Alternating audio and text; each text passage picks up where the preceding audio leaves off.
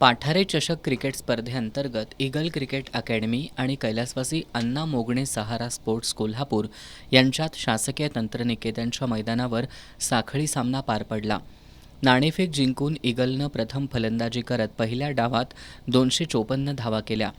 यामध्ये त्यांच्या वेदांत पाटीलनं शतकी खेळी करत 118 धावा केल्या, तर सोहम कापसे, विश्वराज सुतार, शिवराज पाटील यांनीही फलंदाजीत चांगलं योगदान दिलं.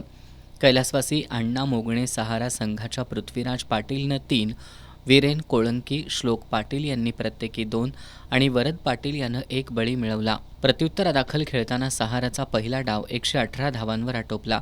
पहिल्या इनिंगमध्ये ईगल संघाला 136 धावांची आघाडी मिळाली.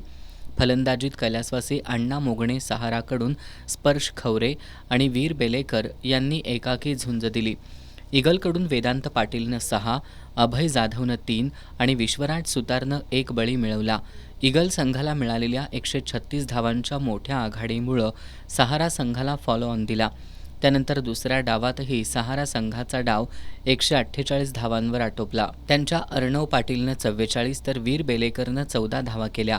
ईगलकडून वेदांत पाटीलनं 4, श्रावण देसाईनं 3, अभय जाधव, शिवराज पाटील आणि सोहम कापसे यांनी प्रत्येकी 1 बळी घेतला. कैलासवासी अण्णा मोगणे सहारा संघानं दुसऱ्या डावात ईगलसमोर केवळ 13 धावांचं आव्हान ठेवलं होतं. ईगलनं एकही गडी न गमावता विजयी धावसंख्या करत 1 डाव आणि 10 गडी राखून हा सामना जिंकला. संपूर्ण सामन्यात 10 बळी टिपत शतकी खेळी करणारा वेदांत पाटील सामनावीराचा मानकरी ठरला.